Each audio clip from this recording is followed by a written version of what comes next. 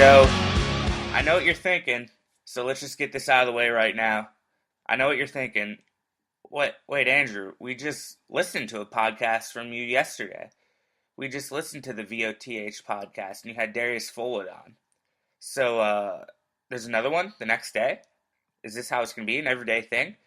Right off the bat, I don't want to do this podcast every day. I think that would burn me out, and it may burn you out too as a listener. Unless this thing is great, and I'm talking like great, Howard Stern type radio. And I do think this podcast is good. You'll never hear somebody get on the radio and say, "Hey, we've got a pretty bad show today," because all you'll see around cars and radios around town is click. Gonna move to the next station. You're never gonna hear somebody say, "Hey, the show sucks."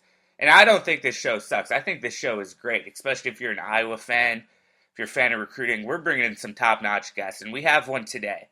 And that is why I wanted to do a special edition here of the show, because four-star wide receiver Alex Ofodile is going to be on the show today. Talked to him for about 8 minutes last night, and I wanted to bring you that conversation because he's going to be visiting Iowa City this weekend. He's actually driving there right now as I speak.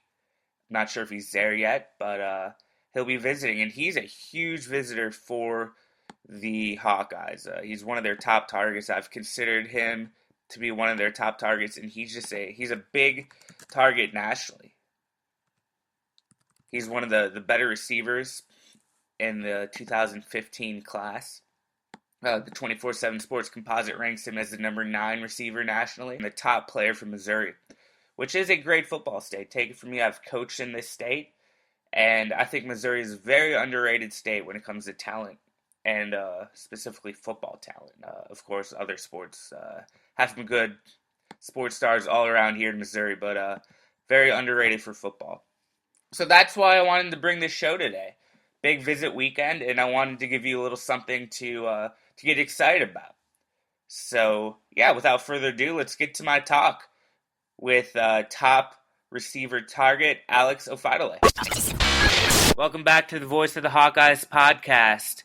Big guest today. He's a 4-star wide receiver, number 1 recruit from the state of Missouri, number 9 wide receiver nationally, number 94 player nationally. So we've got a big guest today, Alex Ofodile. How are you doing, buddy?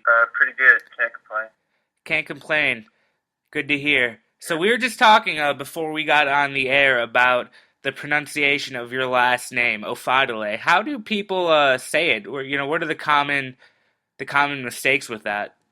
I've gotten a bunch of different things. I've gotten Ofodile. I've gotten Ofodile. But there's actually there's a comma. There's an apostrophe at the end that changes the E sound into an A sound, so it's Ofodile. Okay.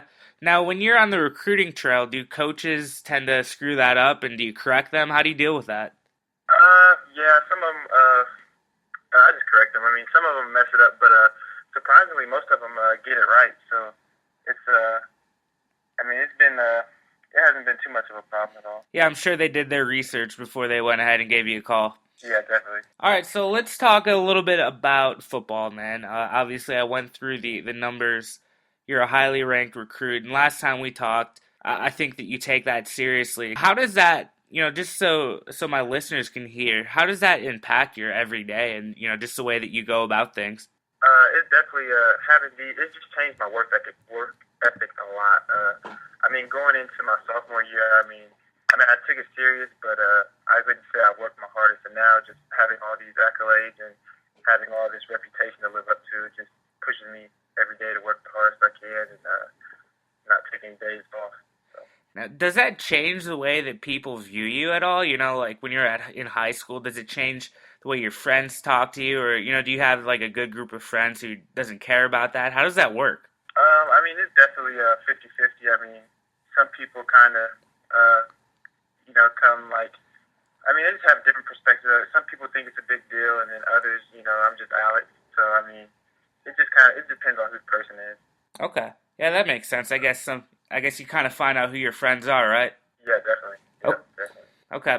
So let's go back to, you said that, these high rankings have impacted your work ethic. What's a normal workout look like for you?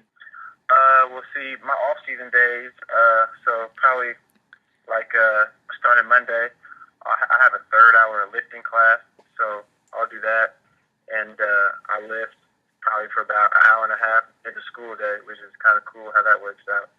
So, and then after school, I'll probably do some footwork stuff. We got a group of guys. They're seniors, so they're gonna be graduating next year. But I got a group of guys that work out with me after school every day, and we do things like footwork, flexibility, and stretching and all that stuff. And then on Tuesday and Thursday is when I would do my running. So time in the 40 and the shuttle and 3-cone and things like that, and try to get those numbers up and just try to get faster on Tuesday and Thursday. So. And then on Saturday mornings is when I do my skill work with the cones and do some one-on-ones and things like that. Do you ever take a day off? Yeah, I mean, this spring break, I went to Florida and had a vacation, so going to get back at it pretty soon. But, yeah, that was kind of my vacation this last, 3 or 4 days. So. Okay. Like I said, you're the number 9 wideout in the country. According to the 24/7 Sports Composite. Have you always played wide receiver, or have you played other positions? Yep, always been a wide receiver since day one. I started in 8th grade, and that's immediately where they put me. I mean, I've always been able to catch the ball just naturally. So.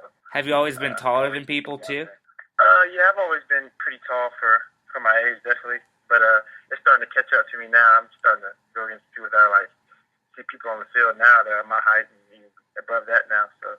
But I definitely was always one of the taller ones, yeah. Okay.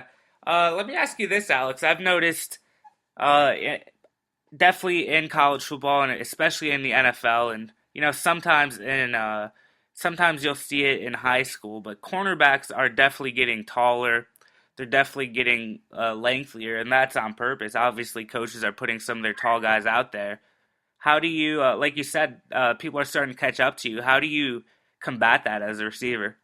That's just definitely where all the skill work and stuff comes in, and learning how to run precise routes and being able to learn how to get open, and where all the fine-tuning stuff comes in, and trying to be a master at my craft. So that's where all that stuff comes into play. Okay. And is this just from learning from coaches and camps? How do you pick up those skills?